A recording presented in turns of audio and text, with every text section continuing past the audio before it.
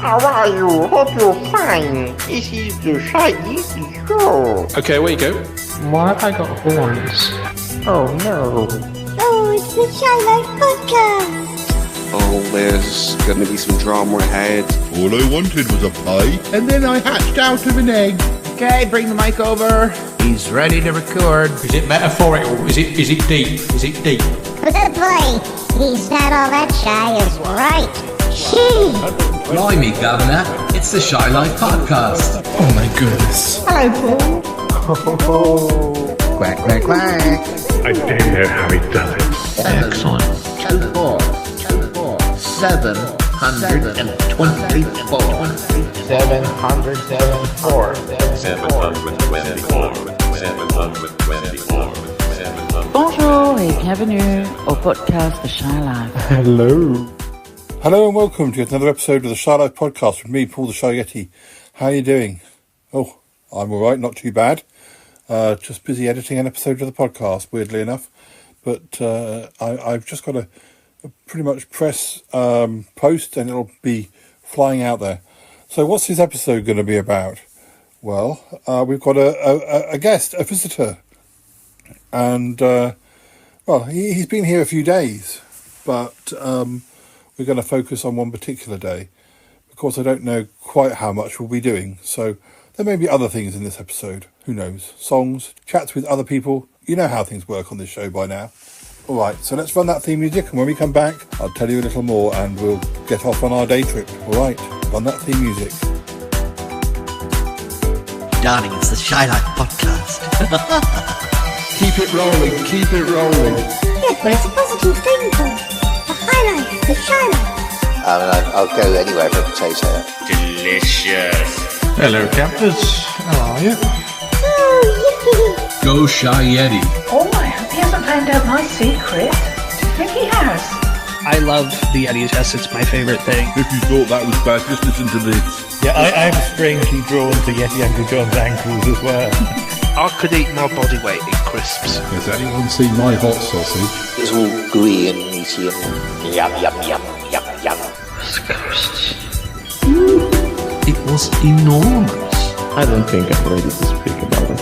Here comes the grizzly. It's the Shy Life Podcast. I can't wait for it to begin.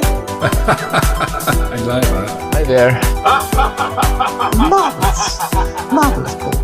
Oh dear, I can't believe that old bag is still around. Listeners, a quick interlude. I have a request from my friend Gary in Dublin. We were talking about old TV, and he said, well, we've been talking about things like Alfred Hitchcock Presents and a bit of Twilight Zone.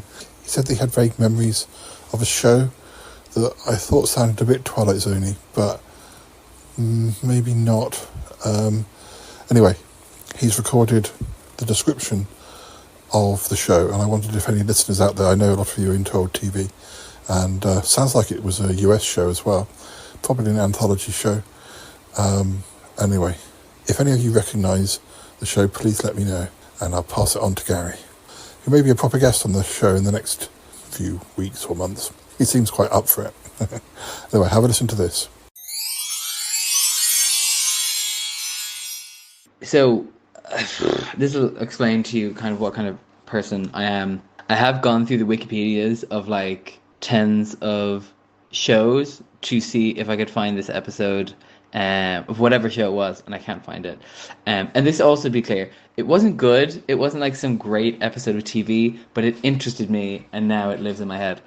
But I will give you the synopsis just in case. So what happens is this girl arrives at like a diner, and the diner owner comes out, and she's like, oh, you know, he's like, basically, what are you doing here? The diner's kind of in the middle of nowhere.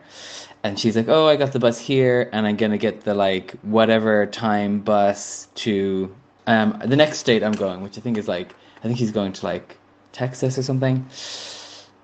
And the guy's like, oh, that bus doesn't come for, like, another 8 hours or something. And she's like, well, I don't care, because I'm, you know, going to go there, and I'm engaged to be married, and, like, it's going to be great. And she's like, I gave my fiance the number of this this diner, like, if he calls, can you, like, let me talk to him? And the diner guy is like, cool, no worries. And he's like, oh, if you're here for so long, why not try our, like, fortune telling machine? And it's like this fucking huge, I hope you don't mind swearing, I do swear a bit, machine. And she's like, okay. And she goes in, and like, it's not like the kind of fortune telling machines you think of now where there's like a little man in them, but like, it's just a room. She goes in, like a little small, like a photo booth. Think of a photo booth. It's like a photo booth. She goes into it, and the thing is like, she's like, oh, I'll start off easy, like, tell me, like, am I gonna get married? And the machine's like, no. And she's like, oh, like, haha, like, you clearly don't work, because I am gonna get married or whatever. And then she keeps asking loads of questions, and like, to her mind, it keeps getting wrong. She's like, oh, like, where am I going? And it says like California or something. And she's like, no, I just came from California. I'm clearly going to Texas or whatever. And the thing keeps going. And then the rest of the episode is her like in the diner, and then like she gets a call from her boyfriend, and he's like, oh, I'm really sorry, like, I can't come meet you because I have to do something with this other person. And the name of the person that he gives is like the name of the woman that the machine said he was going to marry and stuff like that. And then like her whole world kind of crumples. And then at the very end, instead of getting the bus to Texas, she gets the bus back to California, like the machine said. And it's like, how spooky. So not that great, not that interesting. But yeah, it stuck in my head. And in my head, it's black and white, but I'm like, maybe it wasn't. You know, this is the problem with memories. Jib jab job, you know. But yeah, so that's what it is. Okay. All right, if that reminds you of a show, or you know exactly what show he's talking about, please let me know. Just send me a message and I'll pass it on. Thank you very much, and thanks, Gary. This is his first appearance on the show. Hooray!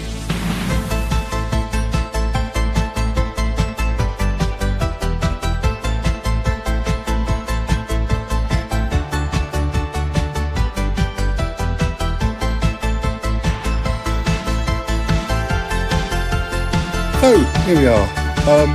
So, who is our guest? Well, it's Muffley on tour. Over the last couple of years, we've met him quite a few times. He's been on the show quite a lot. But, oh dear. Another of those behind-the-scenes moments. We've never met him in person. No. We've spoken to him on Skype or Zoom or whatever it is we've spoken to him on, and he sent us music, and he sent us messages, and... yeah, but we've never met him. Well, you know, there's this whole film project that Nick's involved in, and I'm writing some audio plays, but at the moment the focus is on the films, and Muffley thought he'd pop down and see how everything is going, because he's producing it, and wanted to meet the actors, and I wasn't really involved in those meetings, but obviously I did arrange to be in Salisbury at the same time. So Muffley did a very long drive on the Friday from Muffley Land, and we went for a lovely lunch in the Radnor Arms, not too far from my parents' house. I had a nice pie and camembert for starter, very nice. It was actually a pub that Paul from school and I, other Paul, did recording in last summer, about a year ago. So yes, Muffley was here for that. Then he went to a meet and greet with some of the actors. Then did a park run on the Saturday. He may tell you some of this anyway. But then had another lunch with the director, and then came over to watch Doctor Who with us in the evening. So that all happened. But then the Sunday was pretty much a day for Yetis and Muffleys to do trips. And, of course, Muffley has a car. He has a very nice car. And we had a plan for a day trip. Now, at time of recording, I don't know what we did. So I really don't know how much we recorded either. So that very much affects or directs what appears in this episode. So there may be lots of chats, there may be little chats, there may be there may be other things. But anyway, it's a diary of just of a day, not of the whole trip. It's a diary of Sunday, the 10th of June, 2024. And, well, have a listen and see what we got up to. I'm just as interested as you because it hasn't happened yet. Yeah. Okay, let's have a listen.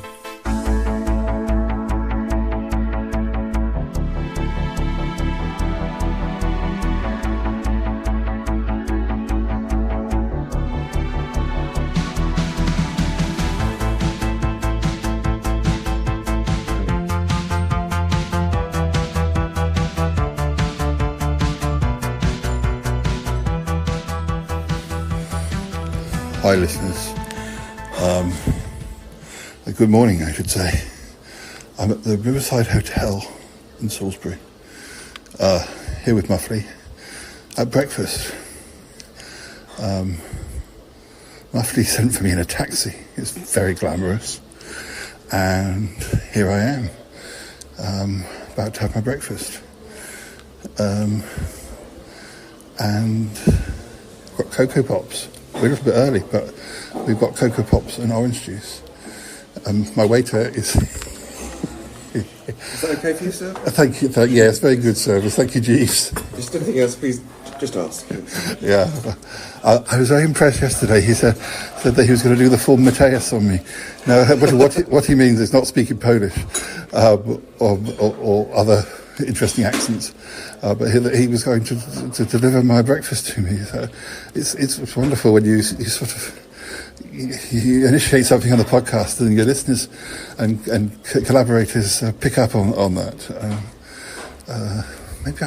Maybe this whole thing of getting freebies through like mentioning biscuits and things is worth doing. I just have to look into it.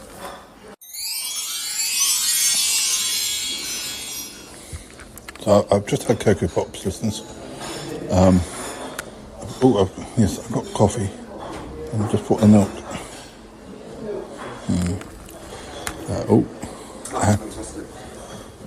And sausages are decent size. Oh, good sausages. Oh yes, thank you very much. But do you want some more juice? Oh, thank you. Yes, service is good round here. I've got my full English now, so we're not sure where we're going yet, what we're going to be doing, but we're going to be having an adventure, and we'll take you with us. So let me eat my breakfast, and then I'll report back again.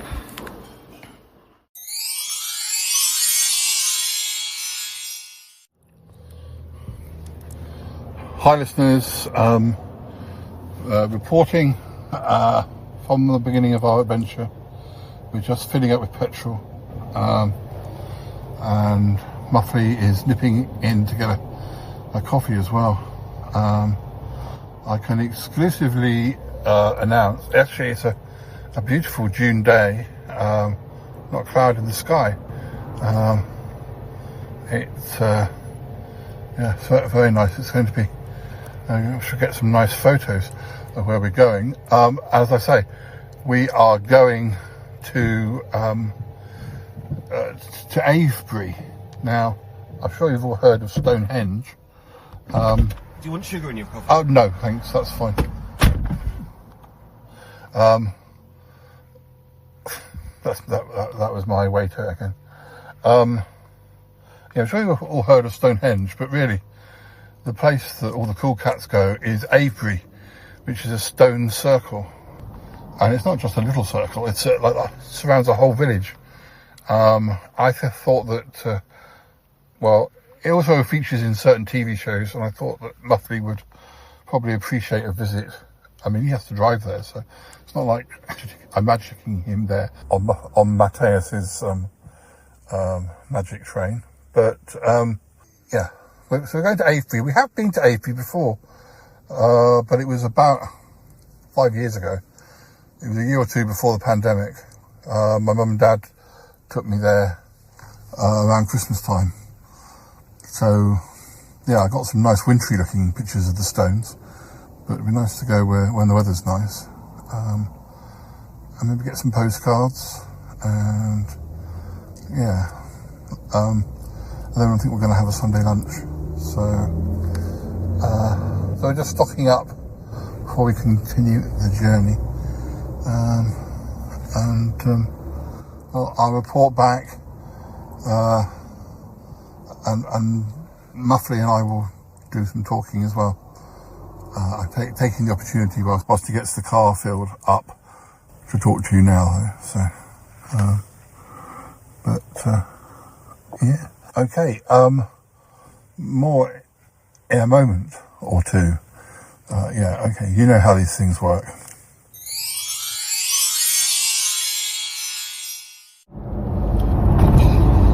Hi listeners, we're on the move again. The coffee machine let us down, but never mind. We did get coffee at breakfast, and very nice it was too. Good sausages. Good sausages, yes. I had to double take when we arrived, because they kind of said, "Oh, you're a bit early for breakfast. It doesn't start till 8 o'clock." And I'm thinking, I got picked up by the taxi at 7:45. So even that, without looking at my phone, it's got to be 5:02, which it was. So we weren't horrendously early, but they were still hoovering at 5:02. It was a bit pedantic. Like, obviously, the cereals and juices were out and stuff, so we could make a start on that. Yeah, we did. Yeah, which is what we did.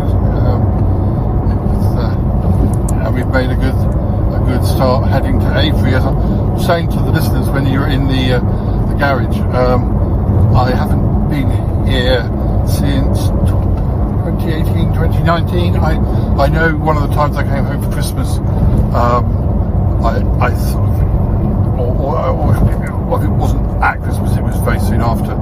I used to often come home, sort of the week leading up to New Year, and I was persuading my parents to take me to Avebury, so we went there. So we've been there on the show before, but not for a while, and not this time of year. It'd be nice to see it in the sun.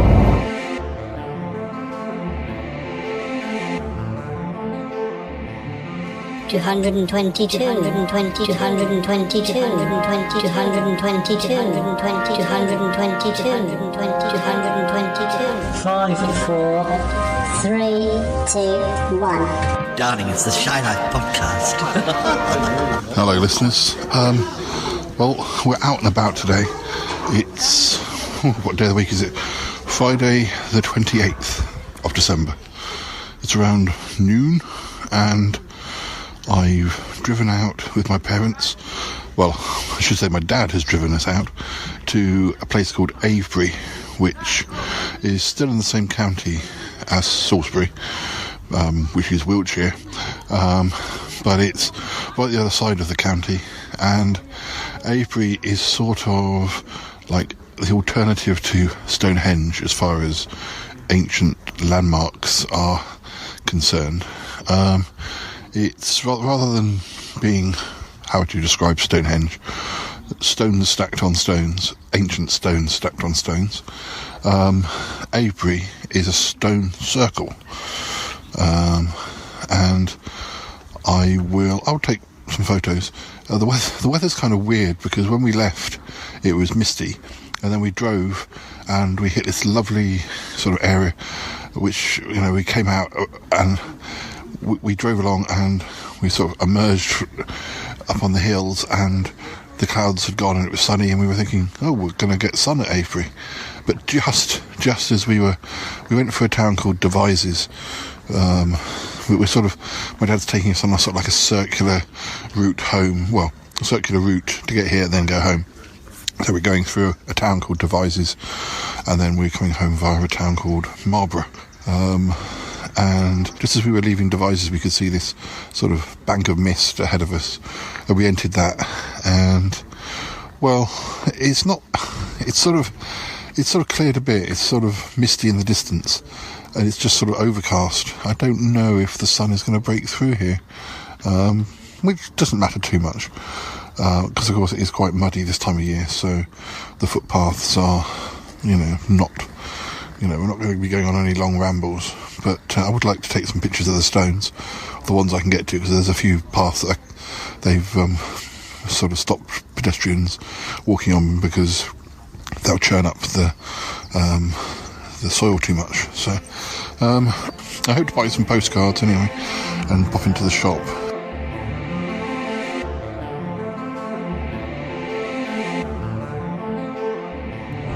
This is your first trip, Dave. Indeed it is, yes. You've seen it on the TV. Of course. First time I'm going to say Children of the Stones. Yes. Yeah, it's almost surprising that they did do a Stone Circle story with Doctor Who, the Stones of Blood. Stones of Blood, yes. In '78. But that wasn't, well, I can't remember if that was all fake stones or... I think so, I'm not sure. Yeah. But yeah, they didn't film at Avebury. That was possibly my favourite episode of The Key to Time. One of my favourite episodes, definitely. Yeah, the last episode where they go on the spaceship, I'm kind of like, bring back the stones, I want to see what's there. Yeah, it tailed off a bit at the end, yeah. And that sort of...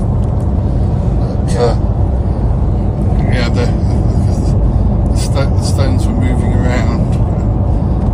There's that weird scene with the campers where yes, which doesn't feel very Doctor Who. It feels far more Hammer House Horror. Very much so, yeah. With a couple of campers in their pants and getting the life drained out of them by some stones. Don't think that's going to happen to us today.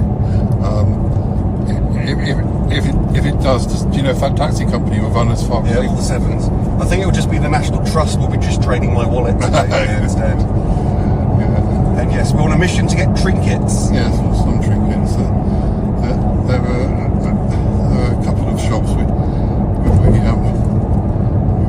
see what we see. Anyway, listeners, we're going to continue our journey, and we'll speak again when we are. You'll feel suddenly the air goes slightly cold, sinister feel to the atmosphere. But that'll just be because I've run out of joke. There could be a reason. We might have fallen out on the journey or something. Okay, more in a minute. More in a bit.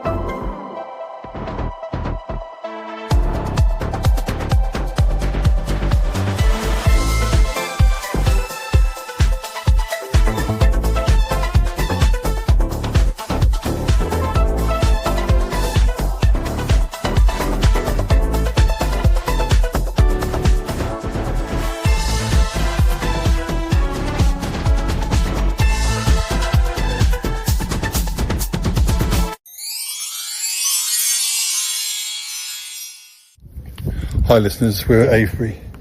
I'm waiting at the cafe whilst Muffley parks up, and we've got cappuccino and Victoria sponge for Muffley, and I've got a orange and lemon poppy seed cake. It's really nice. It's a very nice day. A bit more cloud in the sky now, but still sunny and blue skied and a bit of a breeze. It's good. I've got a relative amount of energy as well, so definitely have a look in the shop and hopefully take some pictures. Anyway, let's just wait for Muffley to arrive.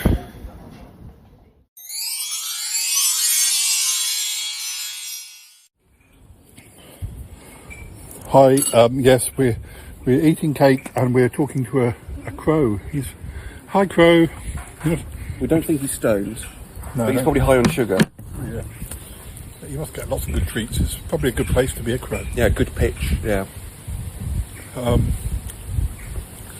So so you're here in Avebury now. You finally made it. It's definitely the cool place to go. It's definitely more chilled as well. Much preferable to Stonehenge, and no, it's lovely. It's just got such a calm atmosphere, and the way we've timed things, like being early on a Sunday morning, it's pretty quiet as well. So we're just replenishing the stocks with coffee and cake, and then it's to National Trust Shop. National Trust Shop on our ongoing quest for trinkets, and a few photo opportunities by the stones. Them stones are stones. easily get up. Get up, yeah, That's indeed. difficult to say. Easily approachable. That's better. And there should be a pound in the pot every time I mention Children of the Stones or say Happy Day as well. Oh yeah. Happy day, crow. Happy Day, crow. No, you don't know anything about that, or do you? Yes. I think sort of it erase memory. You weren't alive in Absolutely. 1978, crow. I'm pretty sure of that, unless you really are supernatural. There's something spooky afoot though, definitely in Avebury. When you go to these kind of sites, when I went to Chichen Itza in Mexico, and if I can say it properly, Teotihuacan in Mexico City, where the big old pyramids are, Pyramid of the Sun, Pyramid, there is a certain vibe, man, that you pick up. And probably a good thing we're in factual diary mode today, or we'd be having to deal with strange rituals involving Cromarty and Uncle John, which nobody needs to hear. So that might still happen. It could still happen. Keep your eyes peeled. Listeners, we're sort of on a fault line between fact and fiction. We never quite know which way we're going to fall. Indeed. We're trying to be as factual today as possible, but it's not to say we won't slip down a fictional manhole, loophole. Yeah. It's just cake hole. It's perfectly. Yeah, I'm quite excited about the National Trust shop. I don't get to go to National Trust places very often. There's a nice National Trust shop in Swanage when I was away with Harry last year. I had a quick dash in the rain to get trinkets. And there's also an alternate trinket shop near sort of on not the high street, Stone, but on the high street. Yeah. So, but we're going to be so we can do both. We're going to be trinketing at both, I think. Yeah.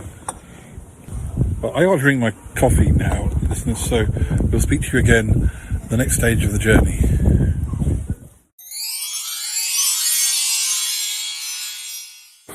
Update. There was a problem with one of the shops. The National Trust shop was shut. So we ended up in the other shop where I bought postcards.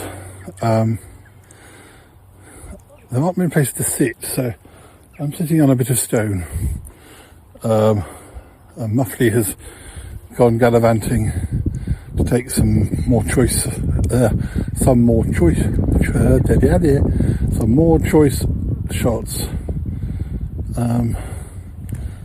close-ups and things of Stones. Although he's mysteriously disappeared, and this isn't us falling into the fictional part of the show. I could see him at a distance near one of the stones, but now I can't see. I guess he can move a lot faster than I can. I guess he's dashed across that green patch into the next area of stones whilst I was glancing away. Yeah, he's probably just not in view now. It was a little bit spooky though, because he sort of, last time I saw him, he was sort of blending behind a stone, and now he's no longer visible. As I say, I am not falling into the fictional part of this episode. It's just what happened. Sorry, it's a bit breezy, so I'm not sure which is the best place to hide myself from the breeze. Hopefully Muffley will return. Until he does, I'm sure we have other things we can share with you. Muffley!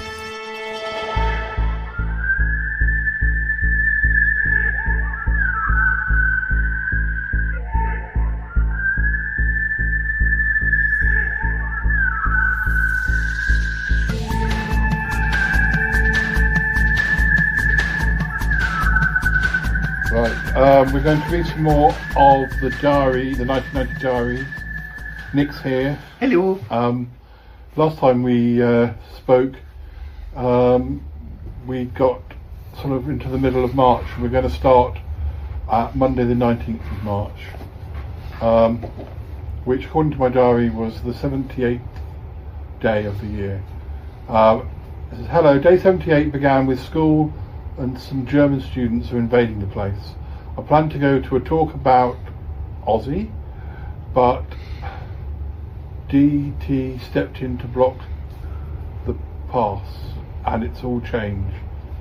I don't know, that must be the name of a teacher, I'm not sure what that stands for. And A-level choice time.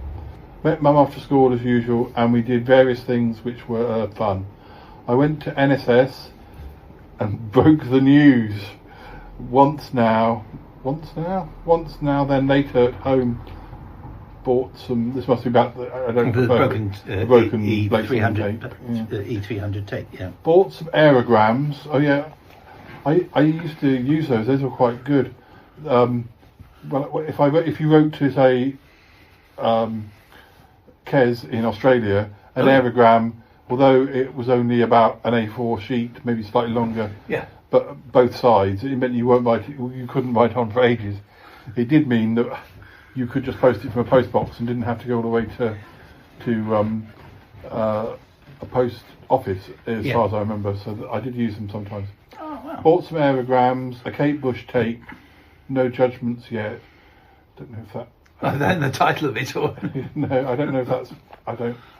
I know I got into Kate Bush around this time, but I don't know if this is my first one or I wouldn't have thought it was. When I used to go to Reading, I used to go to a second-hand tape shop, which I might even have taken you to on one of the times that we went to see my aunt. But so often that allowed me to experiment with bands I knew about but hadn't got stuff on.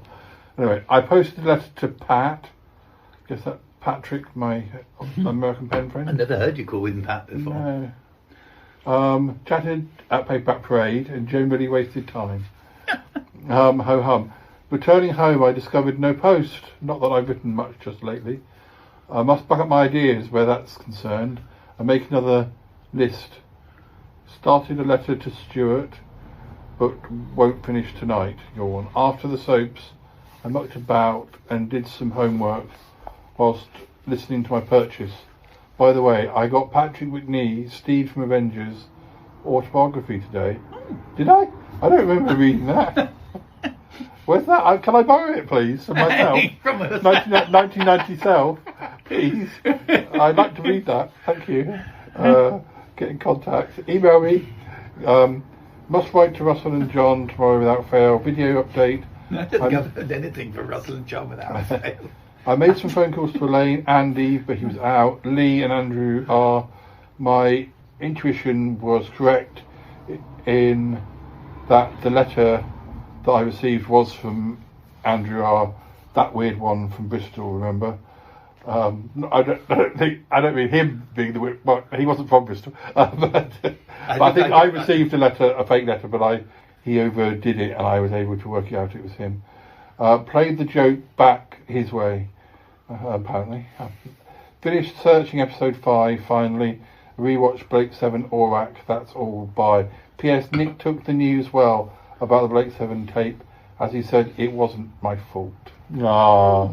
I don't remember I never remember being terribly upset. Also, in the final, I think we did some kind of. I think you did some kind of repair on it, and it worked perfectly. You know, had I known, obviously the videos were only around the corner. You know, only about a year away. It was a bit like the video releases, should I say? A bit like being a doctor and breaking the bad news to someone. Well, also like being a doctor. I mean, I still had the vision of all the tape spooled out on the floor whilst I tried to repair it.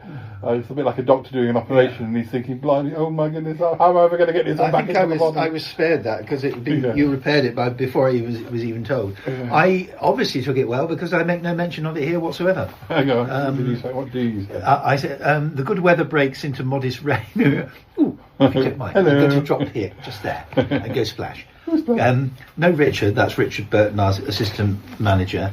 But Andrew is on good behaviour, letting me be. That's Andrew McNeely, my boss, who he tended to interfere with sometimes with the. But I mean, you know, I don't know his only German job, but I prefer work where I can just get on with it. Katrina visits, as does Paul, and a departing Jan. Now Jan. Katrina Way. Katrina is the sister, she used to.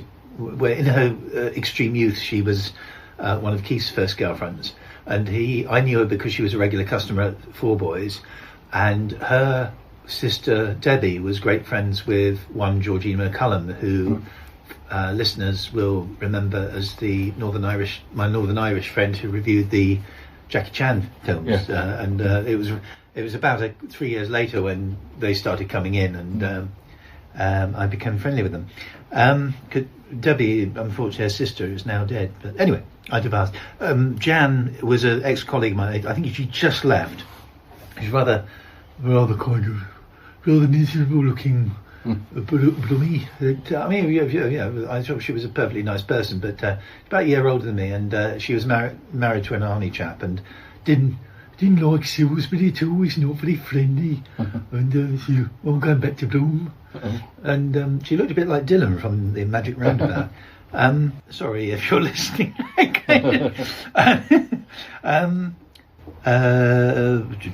Something now works Mondays. Ronnie. Now, this is actually Veronica Boyd, who was better known as Vicky, but she said, "Oh, you can call me what you want." So I started to call her Ronnie, and everybody else called her Vicky, so I changed back to Vicky. Ronnie's a bit of a funny one, but I stayed friends with her quite some time afterward. Now works Mondays. Do drinks and confectionery, which I often did. Buy £47 slip-on shoes, expensive but durable looking.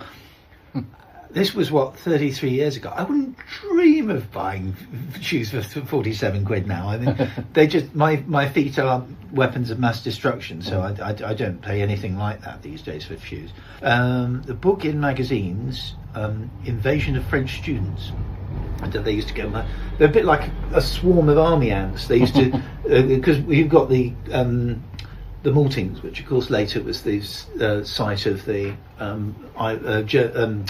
Russian poisoning, and you could see the pathway up, and you could see this swarm of, and you always knew where they were coming. And my boss used to raise his eyebrows, and they used to take over and talk loudly.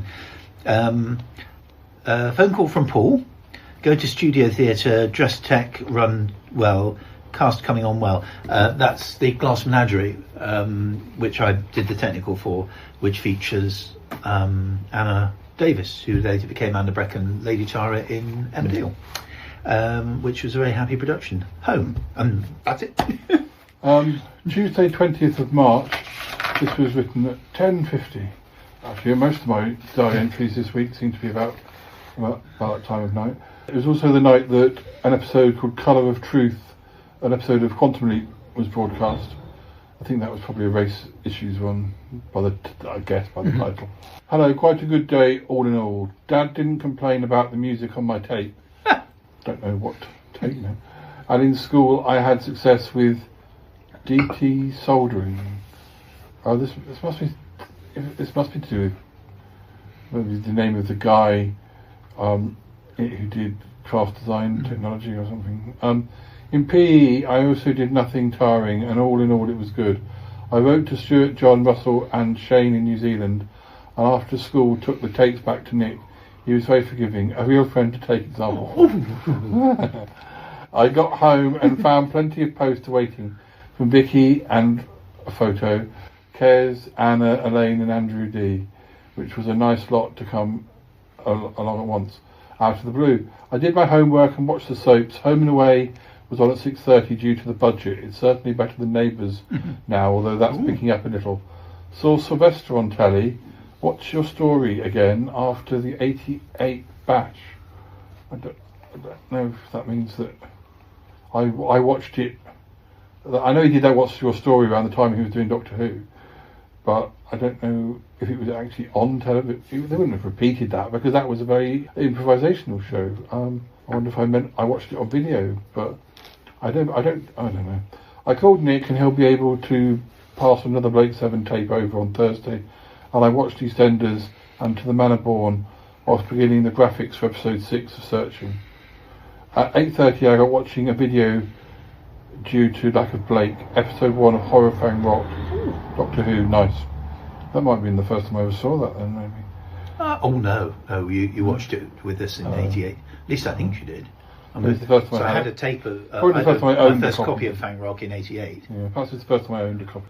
Quantum Leap followed this. 'Twas brillig and tear shedding about racial prejudice in the US in the 1950s.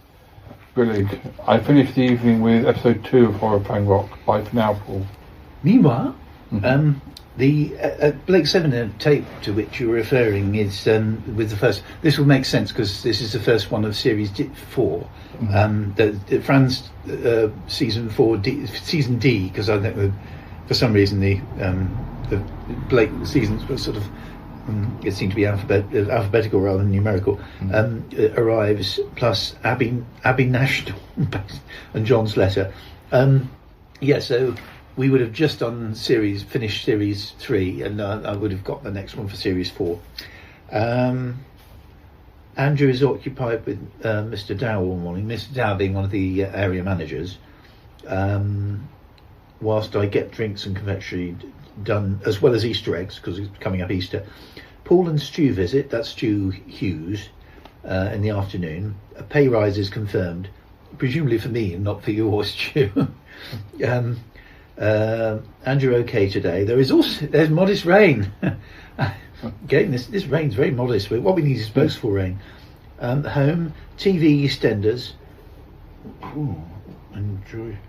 Watch and enjoy rescue. I thought that said Warren and enjoy rescue.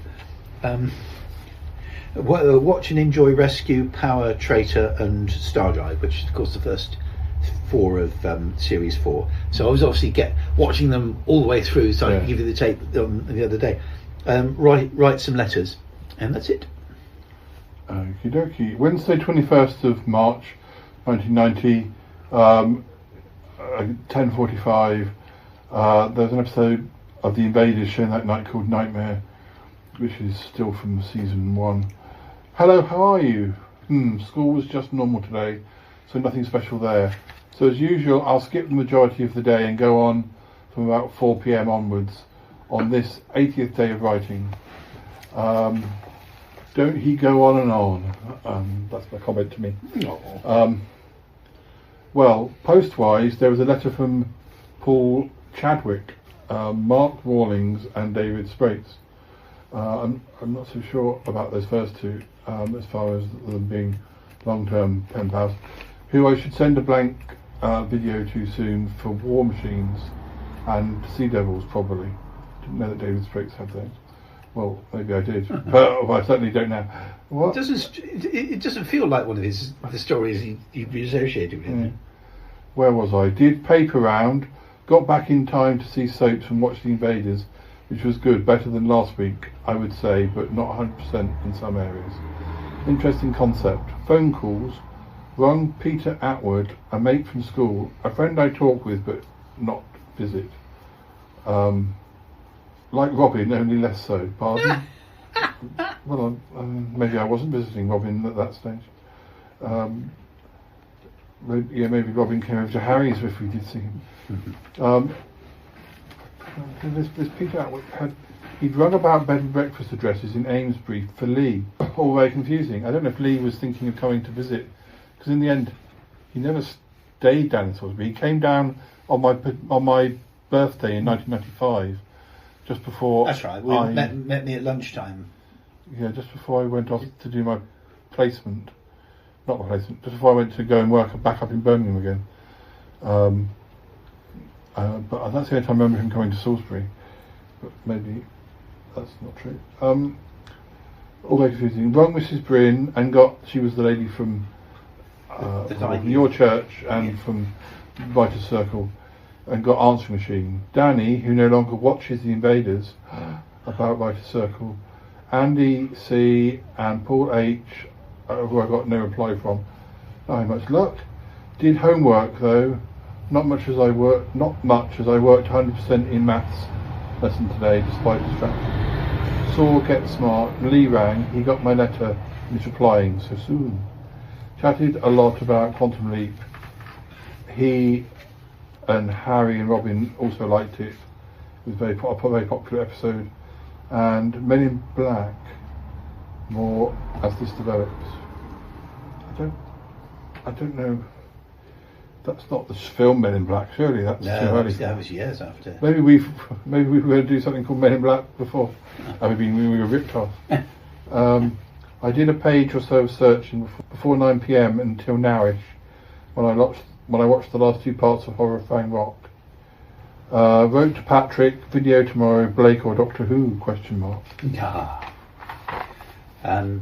21st of March, when Jen writes to Mum, Jen used to write, my sister used to write regularly to Mum, and Pam writes to me after being baptised and confirmed with much enthusiasm. Pam Smith, she was my Christian pen friend, she wasn't anything to do with Doctor Who. She was one of my very first pen friends. I started writing to her in 1988. So, sadly, not someone I'm in touch with anymore. The weather turns to rain, alas. Feel ill with bad throat and headache. Talked to Ros on the till. That was Ros Stone. Bless her, she's dead now. Very friendly gal. I saw her sister the other day. Joe, that's Joe Bunsell, in for an ME chat. That's Magnet Editor with glasses. I've never seen him with glasses, but we planned Mexican ME reminiscing.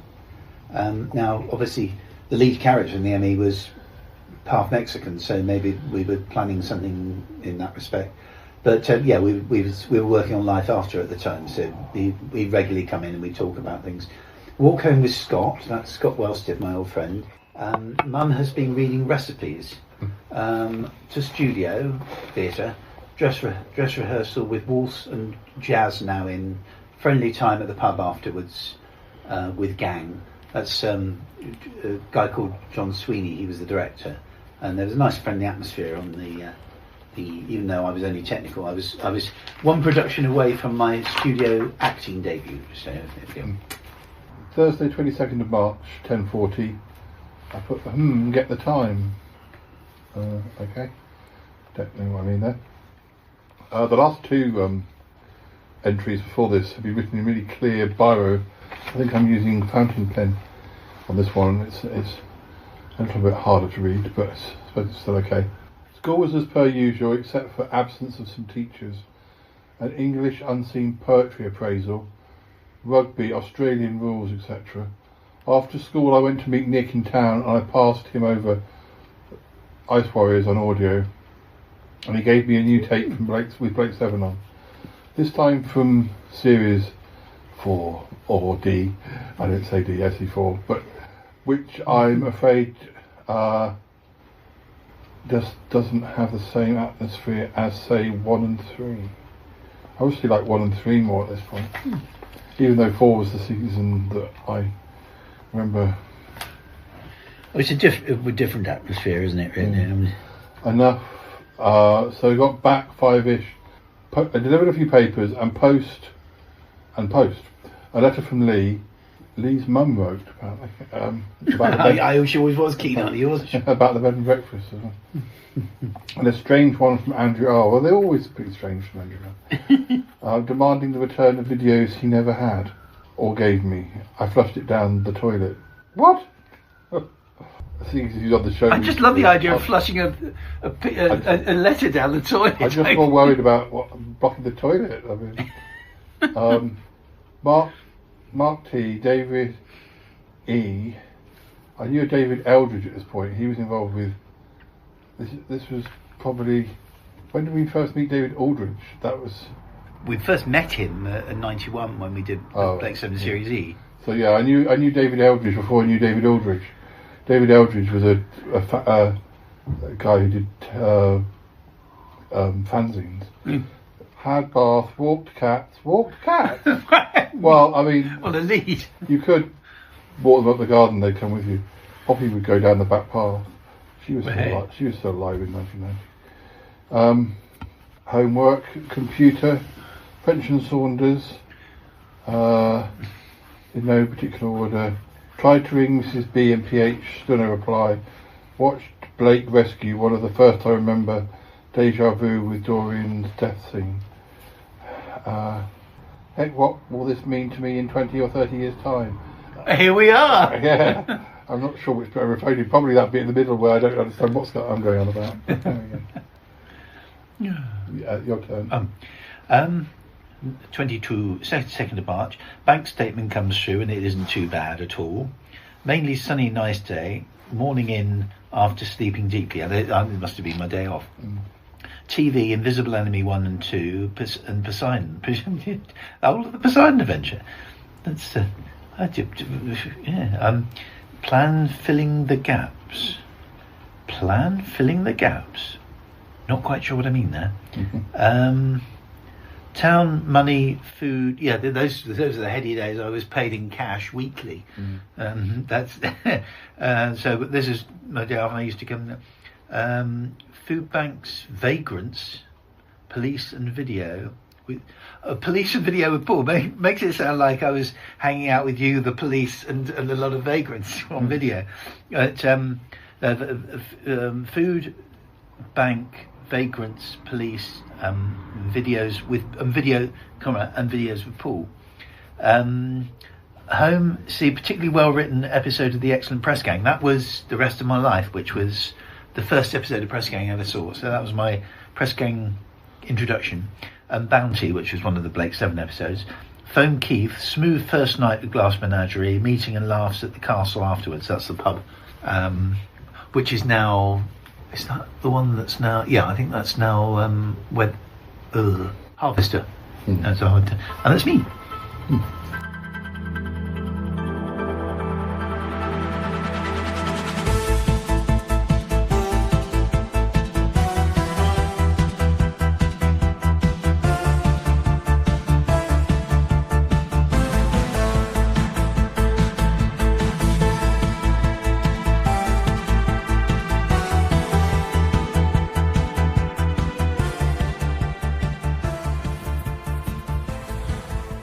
Well, listeners, I decided it was worth coming a little bit further up the path. I don't need to meet every stone individually. I've done that before now, so I thought I'd come up to the first big stone and take some photos. Also use it as a windbreak. Not that it's really badly breezy, but it's a little bit. So I think I can see Muffley now at a distance, taking plenty of photos. But yes, I've recorded here many times, particularly for Sutton Park, back in the 90s. So it's nice to get to say hello to the old stones again. But yes, I shall find somewhere to sit until Muffley's finished exploring. And I think after that I guess we might head for some lunch in a bit, but I'm not immediately in need of food, having just had cake. But yeah, obviously time moves faster on the podcast anyway, so it has been longer between recordings. But anyway, let's see if we can find Muffley.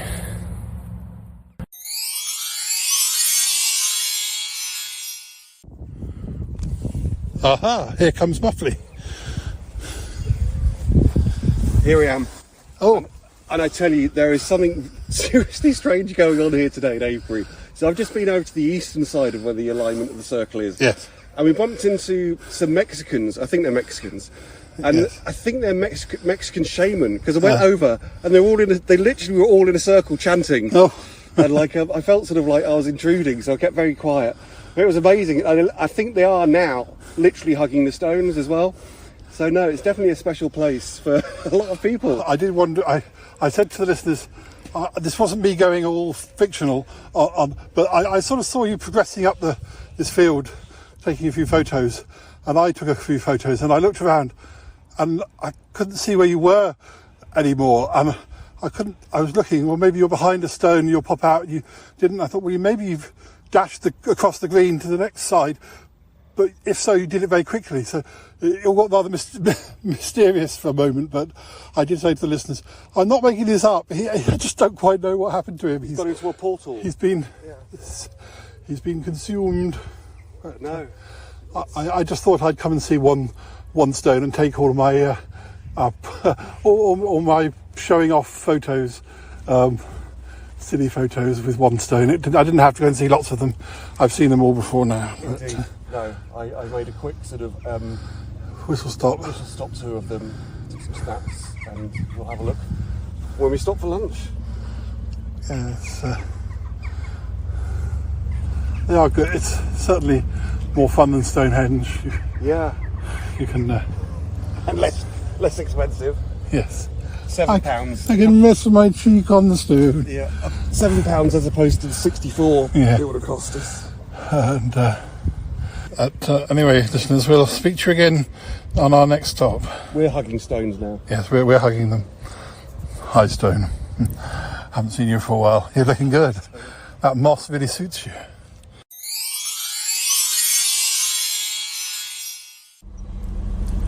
Hi, listeners. We're back in Salisbury, or near Salisbury. Well, no, we are in Salisbury. We were hoping to find a nice pub for lunch, but it's been a bit sort of elusive.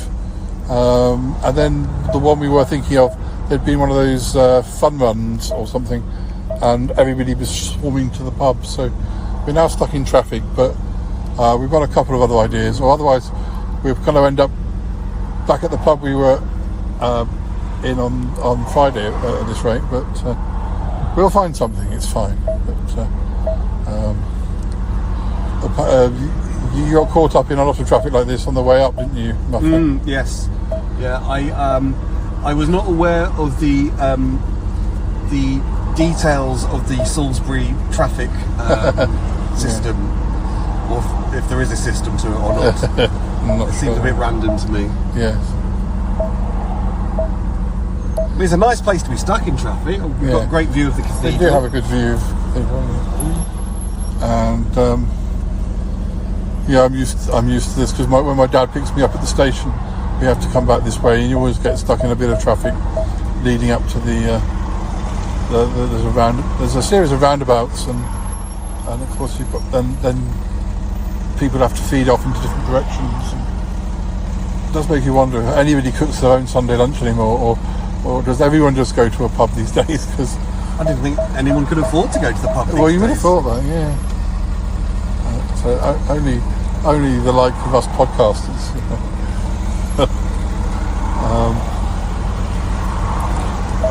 I mean, it's ironic. When we were kids, you only ever went out for when we were lads. When we were a lad, you only ever went to a pub or a restaurant when it was a birthday or something. You didn't just go once a week or 5 times a week or whatever, like people do these days. I don't know if it's a good thing or a bad thing, but it's obviously a nice thing if somebody else is taking you there. But anyway, we shall see what we see. We'll report back when we found somewhere. If you see anywhere good, listeners, do let us know.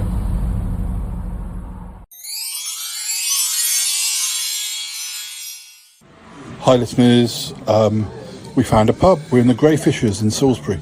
Yes, we came all the way back to Salisbury just because it just was the best thing to do. So, I used to come to this pub back in the 90s when it was a Hungry Horse pub, and it's not called that now, but I knew there was lots of parking. We were quite surprised that it's relatively quiet. Anyway, it was a good choice by me, he says modestly. You had a lasagna, didn't you? Lasagna, yeah. And you had the beef roast. Yeah. And then we got a portion of chips, and it was just the right amount all round. Yes, really, it was perfect. I mean, it wasn't the greatest food, but it filled a hole, and it came really quickly. So no complaints there. Yeah. No, it's perfect, and also pre-Brexit prices. I know. I've not seen main meals for under a tenner. I mean, it's probably cheaper than even than a Wetherspoons. And I had a nice orange juice and lemonade with ice. It was exactly what I needed. So. It makes it sound like we've been Muffley's been doing far more work of being a driver than I have. I've been trying to be glamorous and failing badly. I had such we were at Aston Martin, like dead posh listeners. Well, it is for me as I don't drive. So yes, got to have I did wear my sunglasses, so maybe somebody thought I was famous, you know. But all that we left to do now is to go back to Yeti Manors and have a cup of tea and sit in my parents' garden, and we can mop up any conversations that need having about anything, and then it'll be time for your nap. Indeed. Yes. And then you're not going to do too much before you have to head home. Just going to pootle around, see Nick briefly tomorrow morning. Yeah. Yes, after the traumatic journey down, it's going to be sort of a fairly early start. But you've get got back after lunch. But your hotel is perfectly situated for having a glass of something on ice. Indeed. And having a nice view of the cathedral. So absolutely, it's lovely. A James Bond evening. Indeed. I mean that he can feel like he's James Bond in his car, and then his. Don't worry, listeners. Why do I bother?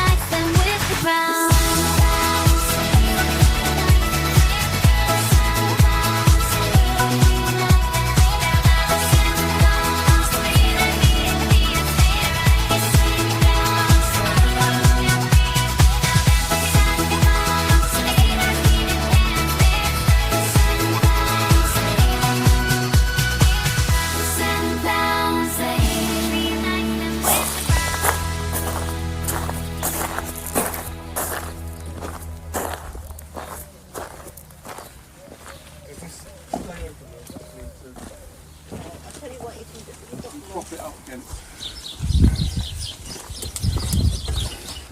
So, do the DVDs have a specific place? No, I'm going to take those back for the minute, thank you.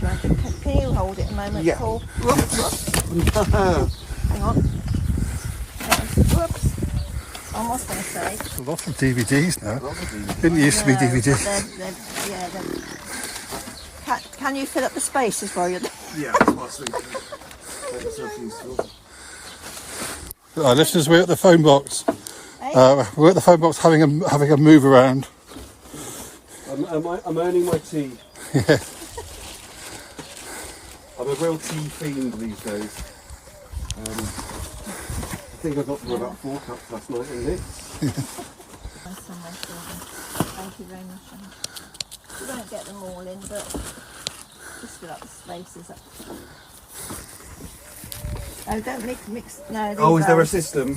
No, that's the kids, and that one is too big to fit in anywhere. All right, I'll get out of the way before I disrupts things. Of course. I don't think. Is there anything in there, listeners, that you're interested in? No, I picked some books up in Salisbury yesterday, so I should really I try and not do that. Make my unread pile get even bigger and bigger. I try and. Yeah, I don't see anything that interests me either. I think that there's a DVD there, Taken. I think that's a sci-fi show. I don't think I've got time to watch it, but I think that's potentially quite interesting. In here? I saw Taken. Yeah, I think it's a sci-fi. Familiar, yeah. I don't know whether Fishing World's going that well.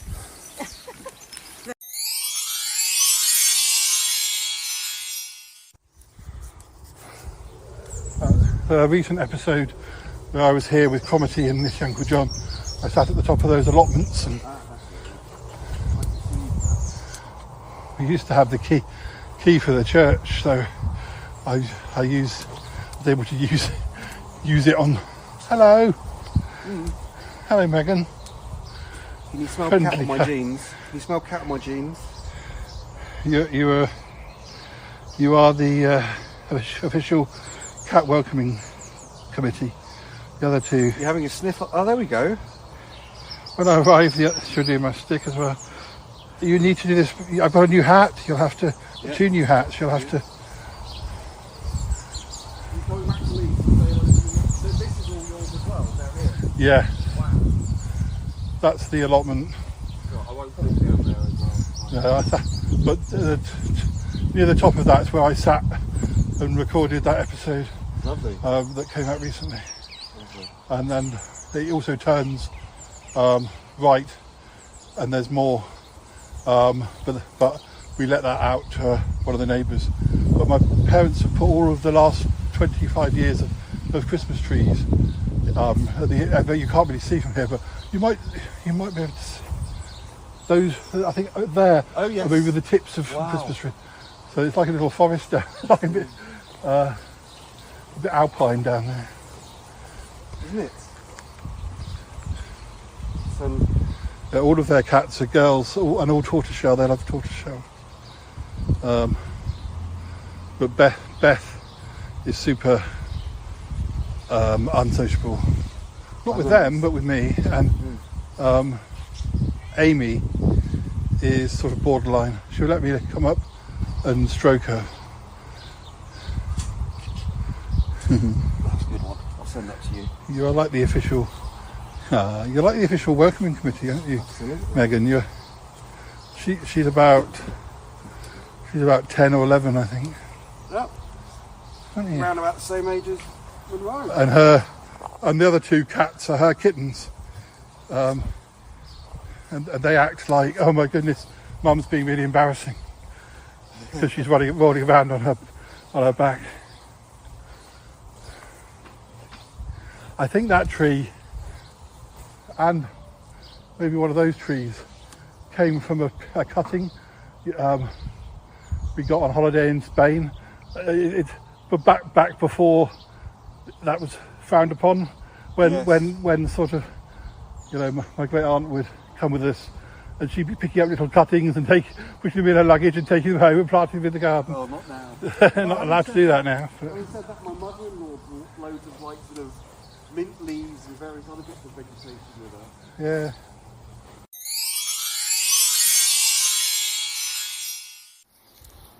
Well, listeners, we're just relaxing on the patio, waiting for the waitress to bring us a cup of tea. She's strangely familiar.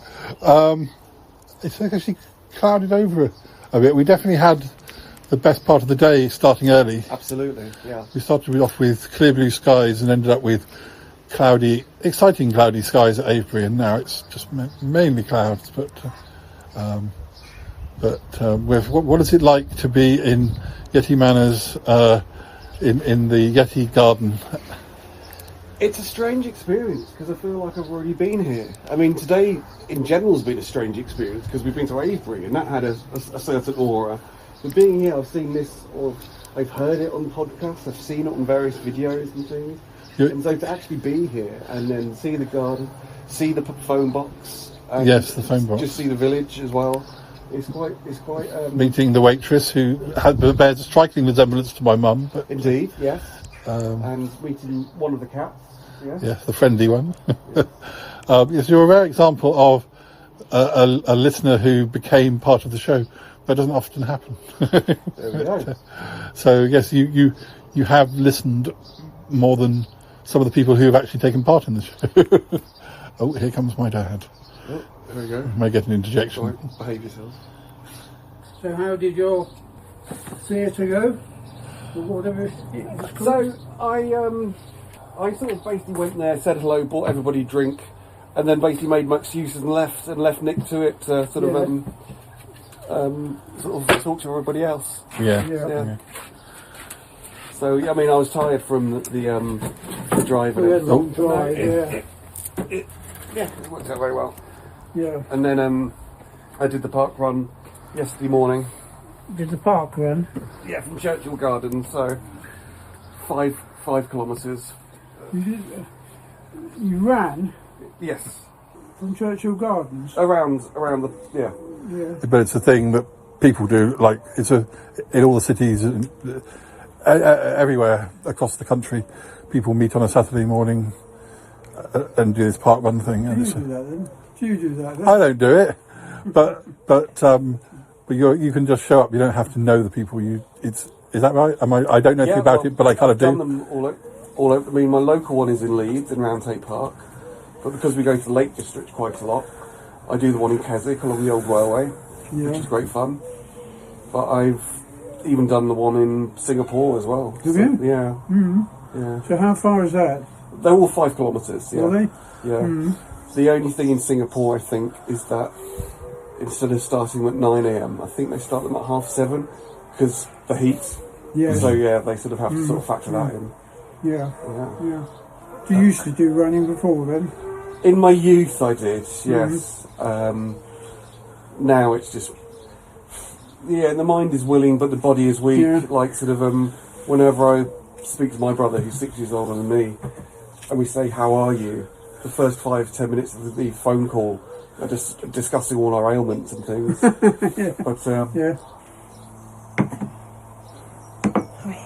they're the same, aren't they? Yes. Yeah. Okay. Thank you. We'll tip you at the end. Tip you at the end. Is it cash or contactless? Not going to do her another soup impression. Yeah. Oh. Yeah. Is it Mrs. Overall? Yeah, where she's just there where they're having a meal and she's playing a waitress. But I mean, Mrs. Overall was similarly wobbly. Is this another one or the same I think one? it's probably the same one. It's the black one. Ginger and black and white one, big one. My wife's been sending me updates of our cat whilst I'm away. Yeah, about just down there he comes. There he comes, hello. Oh, there we go. The little bees, as we say in French. Oh, Maggie. All right.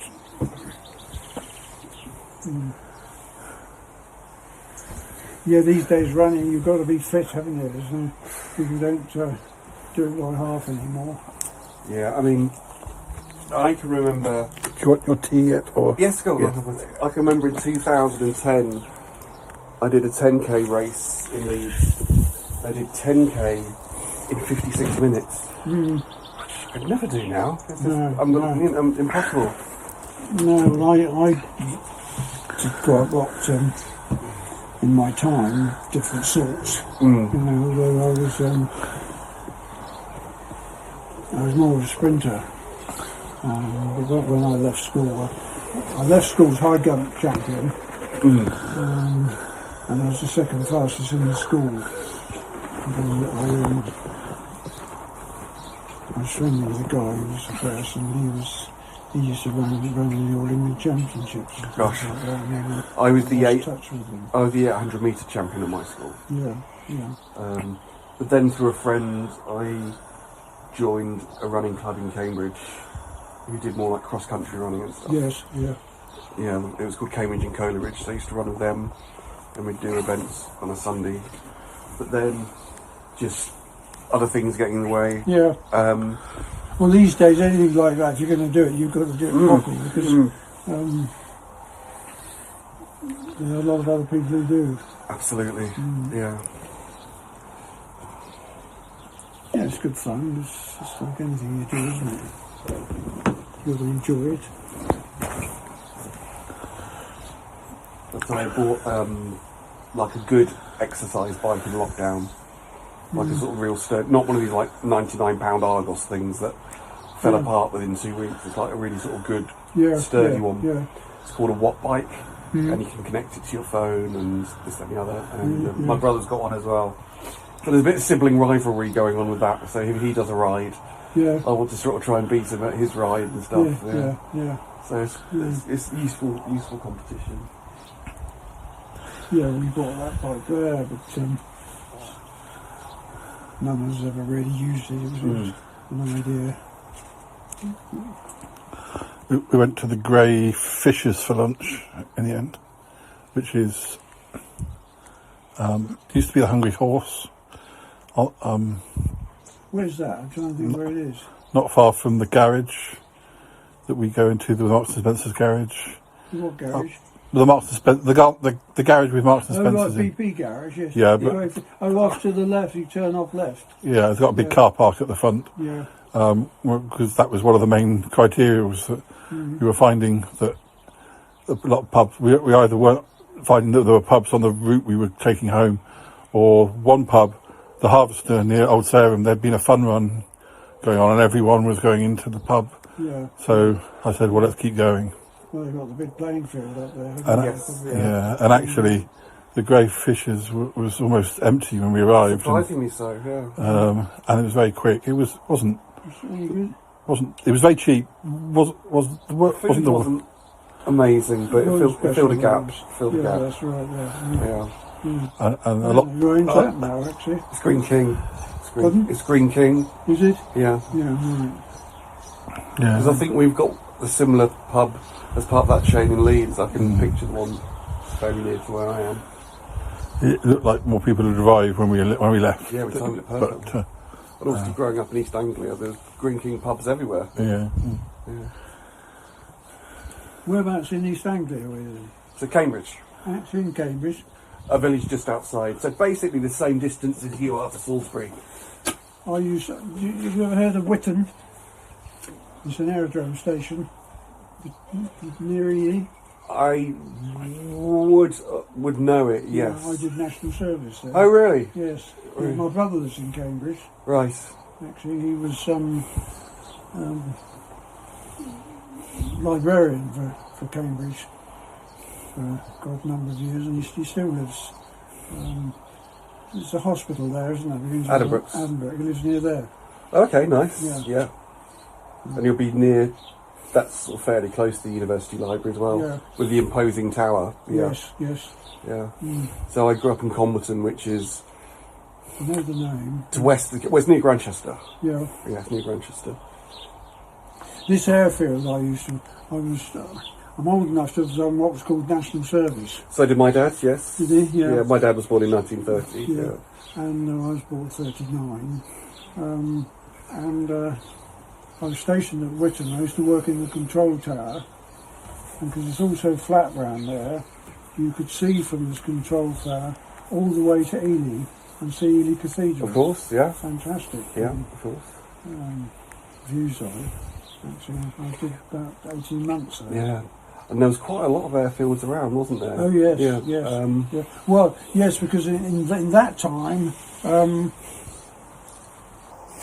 there was a tie-up with the Americans, and the out of Witton, it was what was called the Master Airfield, and the big planes of the day, Valiant, Victor, Vampire, Comet, they all flew out of Witton. And those were all jets and as they well. were all these big jets, Yeah.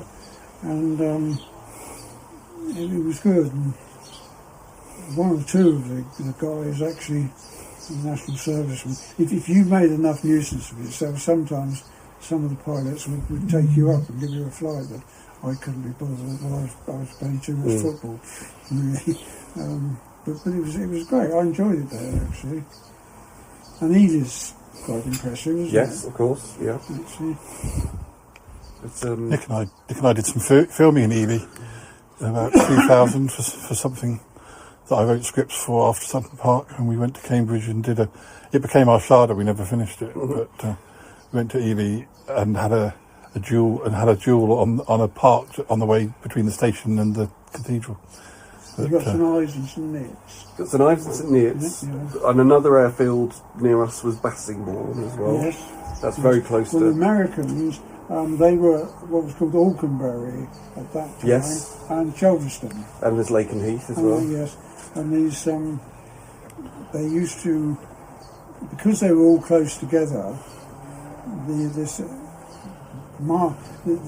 airfield was a master airfield, so it could control all these planes. Yeah. Because they had an accident eventually. One of the planes, in fact, it happened to the Americans. One took off one runway, one took off the other runway, and they hit each other. Actually, but it was quite spectacular. Yeah. And my dad used to work for, I'm not sure what it's called now. My dad used to work for Ciba-Geigy. Have you heard of Ciba-Geigy? It's basically like a Swiss version of ICI.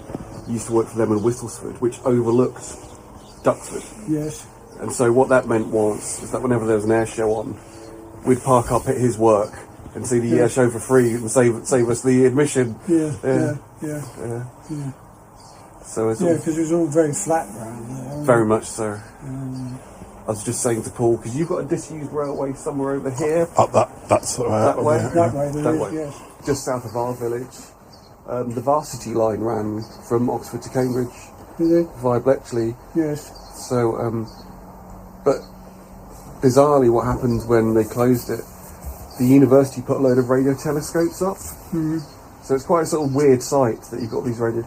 And when I was little as a kid, I just assumed that all villages had radio telescopes. It's just like it's like just a normal thing. We haven't to have. got one in our garden. Yeah, where are they? Yeah. No, it sort of does feel similar to Cambridge. Yeah. Maybe the hills are a bit more rolling around. Yeah. Yes, it is.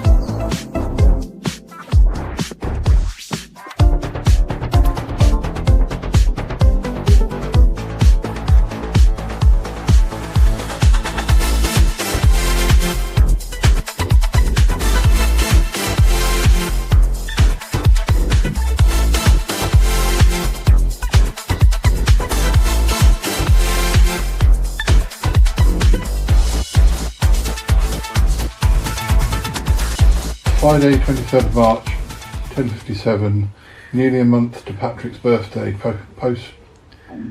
post-present soon. Hello, did paper round whilst listening to that new Kate Bush tape I mentioned. Wish I'd said which one, so give me some perspective. Time Tales, and I like it better now.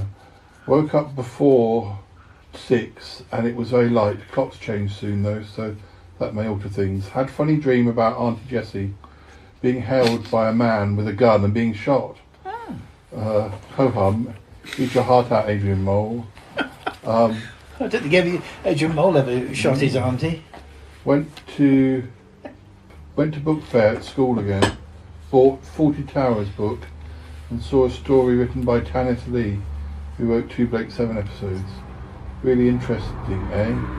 Did well in DT and talked to Mr. Bray about work experience.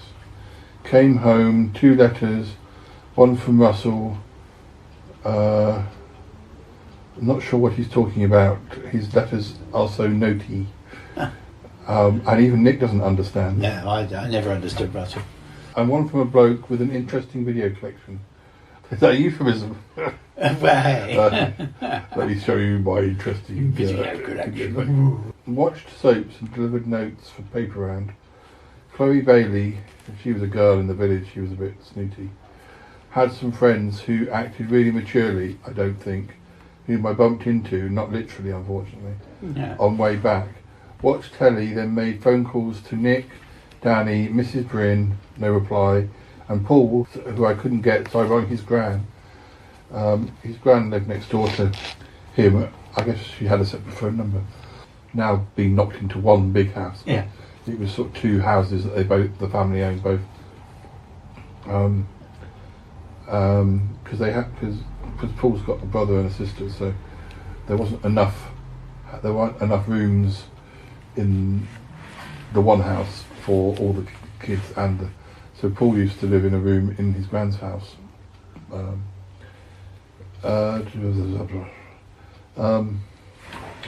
Rung Lee to pass on bed and breakfast news. We'll call Sunday too. Paul rang and explained why I couldn't reach him. Seemed pleased to hear from me, and he also saw Finch and Saunders, as did Harry. 10:15, I think, at library. That's that when I'm supposed to be seeing him. Saw Blake, Power, not bad. Remembered a bit when somebody is cured. Villa? Villa is cured. Yes. Saw Fry and Laurie, did computer, and saw a program about a writing murder. Murder? It looks like murder, but it could also be Moggy. Yeah. Bye-bye, Paul. There we go. My 23rd of March is Jam's Alter Ego mag arrives. That's the Christian magazine I started buying in the 80s called Jesus and Me. They sort of reimagined it, and I can't remember what it was called now, but it wasn't anywhere near as fun. Quite a sunny day. Andrew isn't too pushy, but I get the confectionery done and take a massive load of mags, most of which can go back. I used to return on the Friday. Yeah. I used to return all the mags that we didn't sell. Make up seeds and dog biscuits from all the salvaged bits of the covers. They used to put more and more stupid things on the covers, and we used to rip them all off. And I used to take stuff home to Mum. What Mum would do with dog biscuits, anybody goes home. Paul phones. Andrew Candish visits and borrows some Blake dinosaurs. And just imagine, I've got this Tyrannosaurus Rex here. To studio, lots of technical hitches, but different from yesterday. Oh, that makes all the difference, doesn't it? One lighting cue is missing and curtailed waltz. There was a waltzy bit. I can't remember the music. I was doing music on it. Home Publis. Oh, right. I didn't go to the pub that night. Yep. On Saturday, the 24th of March, I went up Salisbury Cathedral as part of a tour, and I actually got the ticket stapled in. I went up at 2:30. 2 of us did. I'm not sure if I was saying the actual entry. The holder of this ticket enters into the tour at his or her own risk. The Dean and Chapter accept no responsibility for any injuries or accident that may befall the ticket holder. This ticket is only valid for the day and time as indicated below. It's ticket number 2356. I guess I'm not going to get up there again free with this ticket, as it's only available for this day. I wrote this at 9:40. Did some. Well, I'm babysitting now, although my brother was 8, so he wasn't really a baby. But still, you weren't allowed to go out. You weren't allowed to go and leave your 8-year-old in your house. So I was old enough to be a babysitter. Yeah. I thought I'd write this now, though, as I can't imagine much is going to happen between now and later. I'm probably going to get tired, so I don't want to leave it too long. I've just been eating sandwiches, which I put out to the birds because the mayonnaise tasted a bit off. If it's poisoned and I die, you'll know it was something to do with that.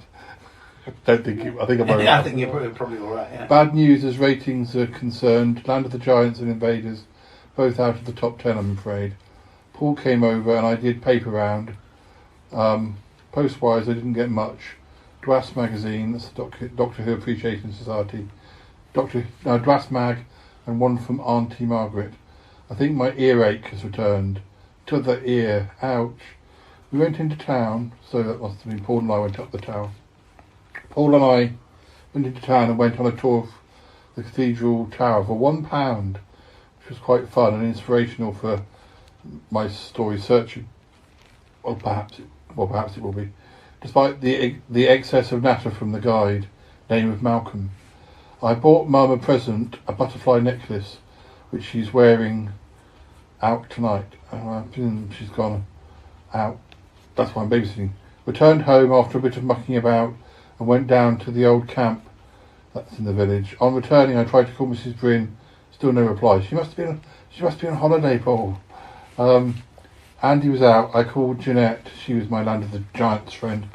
Watched Blake, Traitor. That's about all. Paul Hillier is going to write a circle, maybe. Watching a film called Peeping Tom now, by Paul. Peeping Tom's a very famous film, 1960. I got it on DVD. That must have been the first time I saw that, perhaps. What about you? On Saturday 24th, an exhaustive day, which is typical Saturday at the shop. Rather chilly, but warm as the heat is on at work. I presume they mean that they mean the temperature. Loads of people and an inspiration woman rep. I don't know what inspiration was. Get an inspiration for Mum. Whatever it was, I'm presuming it's something called a card or something, but quite what inspiration was is lost in the midst of time. No Stu, that would be Stuart Hughes, my Welsh sort of Doctor Who Blake friend. But Keith turns up with tons of videos as promised. Rush around filling confectionery, but I think we're thinly spread. Dan visits too, presumably Danny. Rush to get keys from Mrs. Tinney, then home for tea. Mrs. Tinney was the... Do you remember the St Martin's church hall in the Friary, where we had the wedding reception and did Walmore Bow?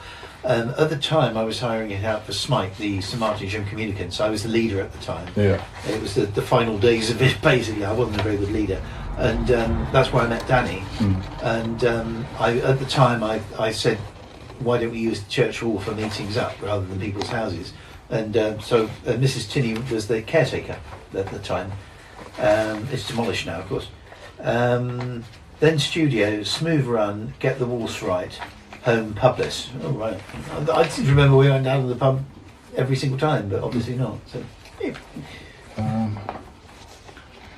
We're on to Sunday the 25th of March.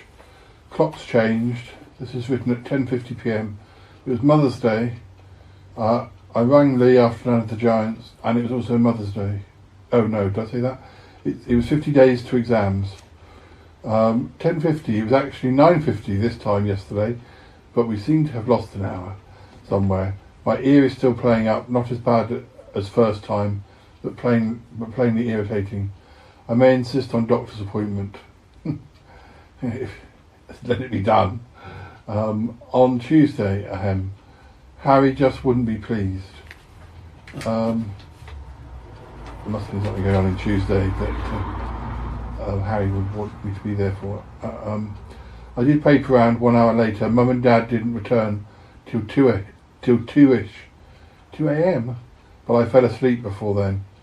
Had a bath and cooked breakfast. My bloody pen is playing up. Did homework and watched Land of the Giants, which was okay. Ratings down to 16th and 2.7 million, whilst Invaders was up a bit at 11th. Wrongly, Dad was up in Birmingham today with Villa business. Not Villa from Blake Seven. I was going to say, yeah. So the house was quiet. That film yesterday was good. Graham and I played the same game we played last week. It was fun in woods, running about. Oh, for a video camera. Saw a deer. Came home, cooked tea, played with Graham, and returned to watch the last story of the Blake tape, Star Drive. Not bad, all four adequate, none really better than each other. Remember bit small 3, back to my... I say there's 4, and then I say... what? Oh, 3, anyway. Back to my Who diet next week, I guess, before I run out of Blake episodes to watch. Did searching, finished episode 6, ready for final end draft in a few months' time. No letters this weekend, not enough homework done, but a bit of time to do something tomorrow. Plus Harry write a circle confirmed. I wonder if I could use this for my autobiography. Patrick Whitney's book is interesting. That's sort of titilising you a bit, isn't it? I mean, you can't see it because you haven't got it. No, I think, is that blind in one eye? That's one ear. That's one of his books, wasn't it? My Sunday is rest in a bit, then go to St Martin's as a civilian. In other words, I wasn't serving. Sit next to Mayor Margot Jackson, who, bless her heart, is still alive. She's quite ancient now, but a good few hymns. Talk to Bob Granger about Smike and the theatre. Bob Granger being my mentor. He was the guy that trained me up as a church server. Home, sunny with a little chilly. Gets darker later. Home, parents to Methodist Church. What they're doing there, I don't know. Take radio show, but don't say when it is. Troby with VCR and gear. Tape the Avengers, Mission to Destiny, Aurak, and Gambit. I think these were the days when Troby used to come around on a Sunday. Warren turns up. RPS Ideas turn up. Aborted Smike as just Neil and I. Because by that point I think interest was petering out. The two guys that were the two main people that were the backbone of it had gone to university at that point. So I was kind of running on Neil is. I think Neil was one of the younger ones. Bath, Pam Letter, Poseidon. I presume I was watching Poseidon in little bits. Not the whole thing. Because I'd only watched it a few. Invisible and Volcano. That's the Blake 7 Volcano. That you've been listening to A Week in the Life of Paul and Nick from Night to Night. This is Radio 4.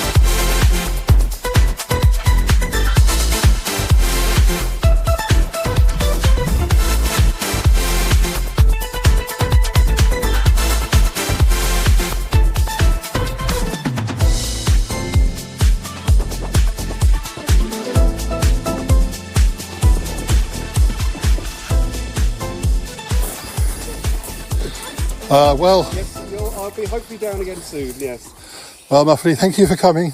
It is my pleasure. It's been a fun trip and we had a nice adventure today. Of course, it's been great. Really great day out. There's one small step for Yeti. Actually, I made more than one step. I know, I mean, yeah, it was. There's one going back to have a sleep now. Yes. Well, we listeners will let him drive off into the sunset. Well, it's not a sunset, but imagine it's a sunset, and he's going to drive off into it. So we'll let him. I can't speak today. Anyway, yes. Good. Goodbye and thank you. And we'll see you again soon. Oh look, there it goes. And have a good nap and have a good journey back tomorrow. I'll message you later anyway. Yep. Toodaloo. Yeah. Bye for now. Bye.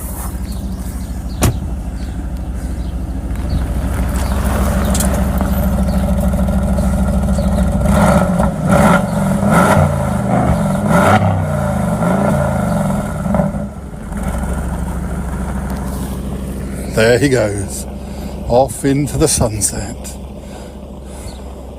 I won't say never to be seen again, because hopefully we will see him again. But anyway, he's gone. Bye! Alright, listeners, that's all we've got time for. Oh, actually, I think I've done a proper end of episode, maybe. If so, here it comes.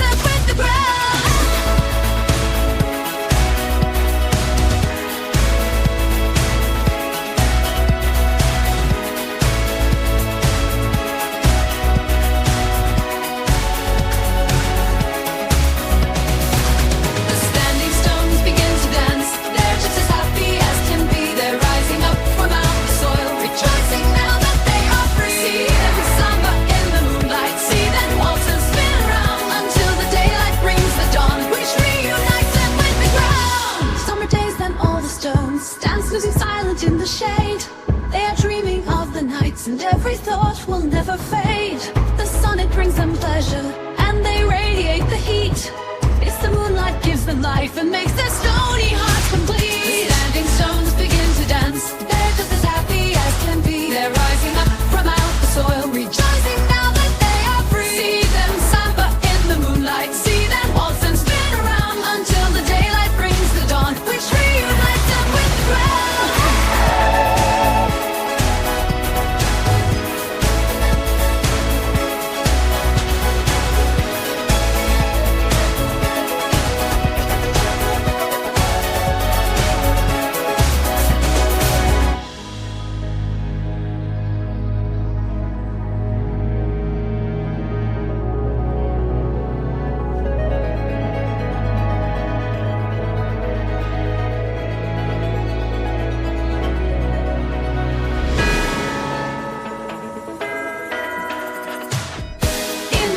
All the standing stones, they are shivering in the cold. They've been there so many years, they're just the oldest of the old. Even though the snow is falling and there is ice within the earth, as soon as night begins to fall, they will experience rebirth. The standing stones begin to dance, see them waltz and spin around until the daylight brings the dawn, which reunites them with the ground.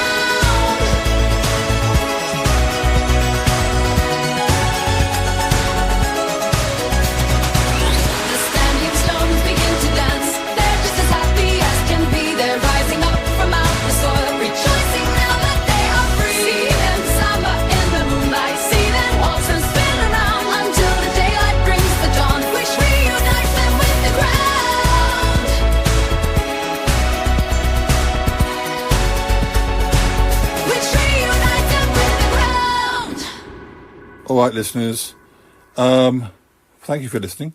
That's all we've got time for. So I hope you enjoyed this episode with whatever we got up to. I'm sorry, I should have recorded this at the end after we'd done the day trip, but sometimes you just have to record when there's time to record. So I presume you had fun. I presume it was a nice time. And I presume if we didn't record much, I put some other things that were interesting instead. So anyway, I hope you had a good time. All I do know is that at time of recording, I'd already had a very nice lunch with Muffley on the Friday. And that went really well and was really good fun. So I'm presuming whatever happens on Sunday was also fun. Yeah. Well, hopefully Muffley on tour will come back. Hopefully he'll come back and we'll do something similar again soon, but we shall see. Thank you, Muffley, for a lovely day and a lovely weekend, and for driving me everywhere and feeding me very well. When he said he was going to feed me, I was worried he was going to feed me to the lions, but thankfully that wasn't the case. It was they were just little kittens. It was just a little bit of a nibble, that's all. All right, you take care, and plenty of episodes in the can, so we'll see you again soon. All right, bye-bye for now. Bye-bye. I gotta go now! Bye! I want to go with you! Gotta go! Bye! Goodbye, goodbye, goodbye. Goodbye. Yes, goodbye. Wow.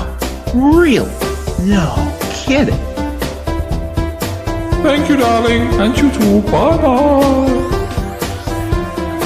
This show is part of the Pride 48 network.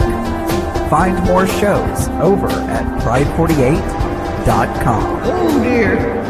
What's going on now? Oh, it's the Shy Life Podcast. Let's go. I have a voice. I have a voice. You have a voice. You have a voice. We have a voice. We have a voice. Unique voices in podcasting. UnivazPods.net. That is so cringe, oh my god. You're a man of culture as well.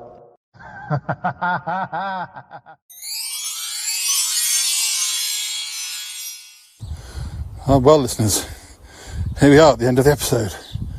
Muffley's just driven off into the sunset, and usually I have something to say, but I really don't. I don't have anything extra to add. So maybe you'd like to hear a song, or the end theme music, or the end theme music, then a song. It's just a suggestion. I mean, you can drive off into the sunset now yourself if you want. I'll be left here all on my own. Just me and Megan, the friendly cat. There are worse places to be. At least it's not raining yet. This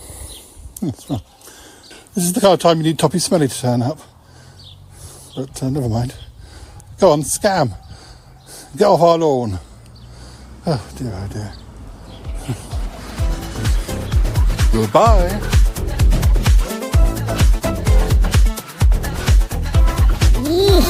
I hope that Shy Yeti bathed today. That's all I can say. Oh, kitty kitty. Purr kitty kitty. Oh, I love Dee. Ooh-wee, that was a long one today, huh, folks? I don't know. It's like he puts out 20,000 episodes a month. This is just the weirdest thing I've ever heard. What the hell just happened on this show? I mean, seriously, reverse it, because I lost. What's going on? What happened?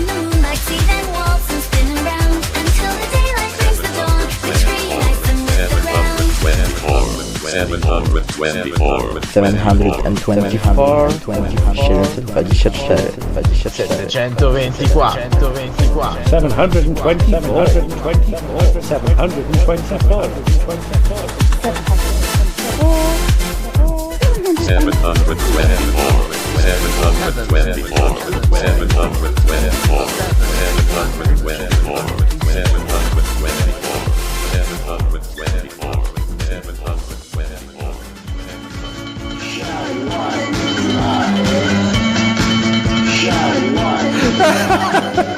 That was beautifully done. Et voilà.